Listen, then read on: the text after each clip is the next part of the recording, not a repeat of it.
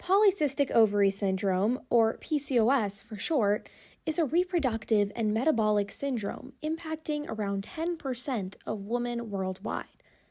But information online can be really confusing. There's a ton of misinformation out there, so let's get into the facts with no BS.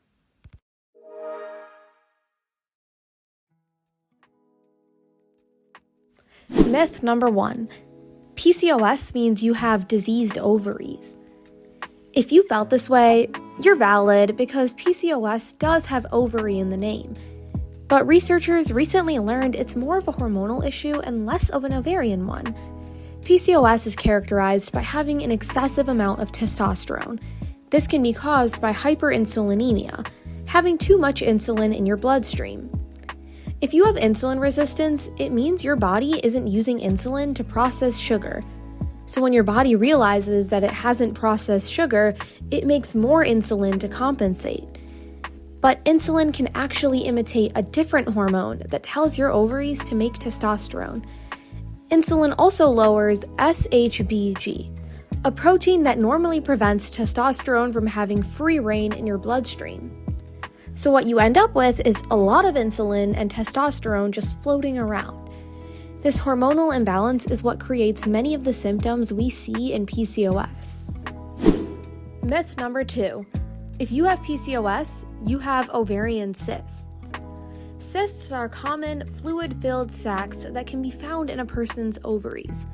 In PCOS, it's quite common for these cysts to be enlarged. But having PCOS does not mean you have large ovarian cysts. Here's the science. FSH and LH are hormones from the brain that control ovulation. FSH's job is to help eggs grow and mature. It helps follicles develop and turns testosterone into estrogen. LH's job is to trigger ovulation. It tells a mature egg when to release. In PCOS, the balance is off. There's too much LH compared to effective FSH. Eggs start growing, but they don't fully mature. Testosterone builds up, ovulation doesn't happen, and small follicles get stuck in the ovaries. We see these clusters of eggs as cysts, but again, not everyone has this. Myth number 3. PCOS is a reproductive syndrome. This isn't false, but it's incomplete. PCOS is both reproductive and metabolic. The same insulin resistance that increases testosterone also affects blood sugar regulation, fat metabolism, and cardiovascular risk. This is why PCOS is associated with type 2 diabetes and obesity. Even when reproductive symptoms improve with age, metabolic risks can persist or worsen. Myth number 4. PCOS is caused by weight gain. Weight changes can worsen symptoms, but they don't cause PCOS. Insulin resistance and excess testosterone can occur independently of body weight. This is why lean PCOS exists, and why weight alone is not a reliable indicator of severity. Blaming weight oversimplifies the condition and delays proper care. Myth number 5. PCOS means you are infertile. This is one of the most common and most damaging myths about PCOS. PCOS does not automatically mean infertility. It means ovulation may be irregular, not absent.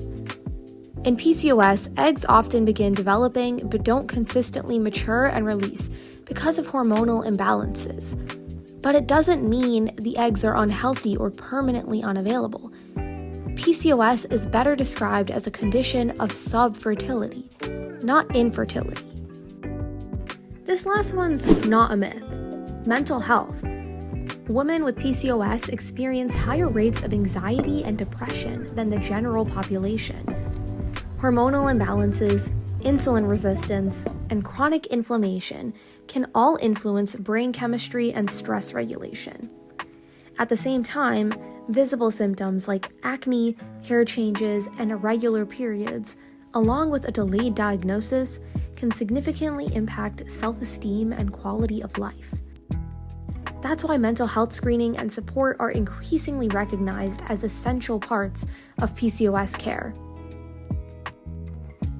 To get diagnosed with PCOS, you need to meet 2 out of the 3 Rotterdam criteria. First, hyperandrogenism, which means you have lots of testosterone. Second, irregular menstruation. And third, multiple large ovarian cysts seen on an ultrasound or excess anti-Müllerian hormone, AMH, which can be used to see how many eggs a woman has. The implementation of these guidelines can vary by age. For example, AMH is not a reliable indicator of cysts when it comes to teenagers. For more information, you should consult your physician. It's extremely important to get diagnosed in a timely manner because the earlier you catch PCOS, the easier it is to manage symptoms and reduce long-term complications. I would also recommend checking out Monash University's PCOSandYOU and also their AskPCOS app, both of which are linked below. I hope you found this video helpful. Stay tuned for Episode 2, Environmental Factors, and Episode 3, What You Can Do.